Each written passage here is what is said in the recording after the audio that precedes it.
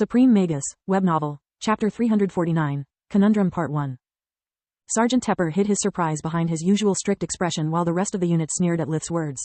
They were all of commoner origin and with no access to information regarding what happened in the rest of the kingdom.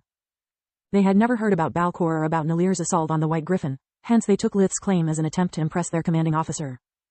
You and what army? Vipley's snarky remark made the whole unit laugh. Tepper inwardly sighed at their ignorance, but at the same time found no reason to correct them. Lith didn't seem to mind their mistrust, while the atmosphere had become more relaxed. Their mutual spite has only one downside. Until they find a common ground, I have to think as I'm commanding two different units at once. Lith can't coordinate with the rest of the cadets because he is the one they hate. The common enemy that binds them together, Tepper thought. One last question. Who among you thinks to be able to lead the unit? For once, Lith's hand remained down. Only Vipley and Nilo raised their arms. Very good, Nilo, you'll be my second in command. You are promoted to the rank of corporal until the end of the mission. Vipley was disappointed whereas Nilo was brimming with joy, but neither of them let it show on their faces. They simply replied with a, "Sir, yes sir." Why do you think I chose you, Cadet Nilo? Tepper asked. Because Vipley is our second best scout. His skill set is more suited for the front lines while I have no particular strong suit aside from my tactical knowledge. Tepper nodded at her reply. Good girl, smart enough to recognize her limits as well as those of her comrades. She didn't even attempt to berate Lith, acknowledging him as the best scout instead. He thought. The sergeant then assigned to each member of the unit their role. To no one's surprise, Lith received once again the role of the rearguard. Aside from Nilo, everyone else sniggered. They thought he was being punished for his lie since the rearguard was considered the most boring and useless job. There's nothing to laugh about, she scolded them. The rearguard is one of the most vital roles. His duty is to cover our backs and make sure that if something goes wrong, we have a clear retreat path. Leewell was about to reply, but Tepper's cold glare stopped him in his tracks. Only then he realized she was now his commanding officer too. They were no longer peers and his words could have been taken as insubordination. Tepper briefed them about the orc's strong and weak points before taking out from his dimensional amulet a whole rack full of weapons of every kind. Take whatever you think you might need. Lith took for himself a few throwing daggers, a short sword, and a bastard sword. After everyone completed their equipment, the sergeant led them out of the boot camp and inside the woods. They marched for a few hours before he made them stop for a brief rest. We are very close now. Our scouts inspected the place a couple of days ago and reported that the tribe should consist of no more than 20 orcs, children included. Our duty is to kill them all, no matter the age or gender. Am I clear? After everyone nodded, Tepper continued. Male and female orcs are equally strong. Orc elders are not like your usual grandpa. They are seasoned warriors and what they lack in strength they made up in skill. Any faulty member of the tribe becomes their dinner, so you'll only fight against dangerous. If you underestimate the orcs, you'll die. This is your mission, so you are on your own.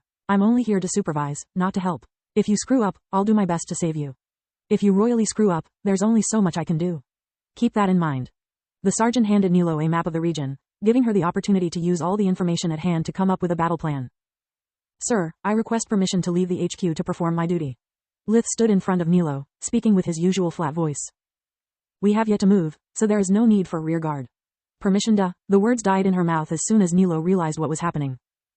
It wasn't the first time she was picked as the team leader and Lith had never wasted her time before.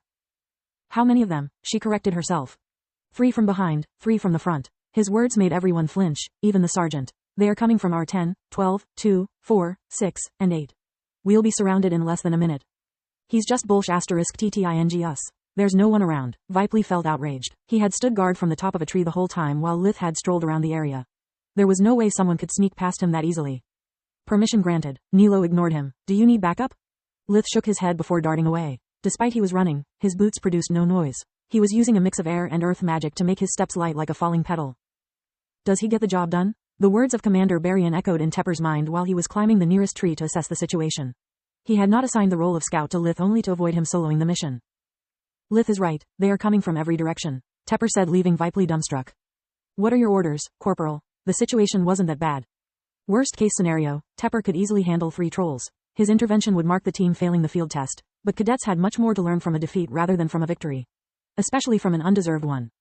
Everyone, battle formation 11. The unit followed Nilo's order, assuming a circular formation and holding their lightning wands ready to fire. She led them to the nearest clearing, leaving the enemies no place to hide. Such a spot would also bring out the maximum potential of the wand's long-range attacks. Their faces were priceless. Lith grinned. Being the last in line also means I can use life vision with no risk of being discovered. I always avoid a fair fight when possible. Solus, is there something I should know? No raise nor any surveillance spell, she replied. You can go all out if you want. There are no witnesses since the rest of the unit remain behind. Lith nodded, taking the army's bastard sword out of the dimensional ring. He circled around the orc to kill it with a surprise attack. I wish I could take one alive and experiment on them. If I'm right and these creatures are naturally close to the awakened state, there is no telling how much I could learn from them. Lith inwardly sighed. As always, he had so many things to do and so little time.